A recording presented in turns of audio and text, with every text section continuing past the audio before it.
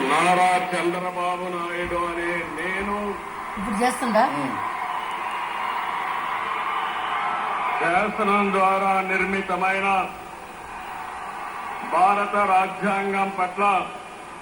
నిజమైన విశ్వాసం విధేయత చూపుతానని భారతదేశ సార్వభౌమాధికారాన్ని సమగ్రతను కాపాడుతానని ఆంధ్రప్రదేశ్ రాష్ట్ర ముఖ్యమంత్రిగా నా కర్తవ్యాలను శ్రద్ధతో అంతఃకరణ శుద్ధితో నిర్వహిస్తానని భయం గాని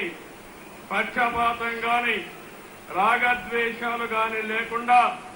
రాజ్యాంగాన్ని శాసనాలను అనుసరించి ప్రజలందరికీ న్యాయం చేకూరుస్తానని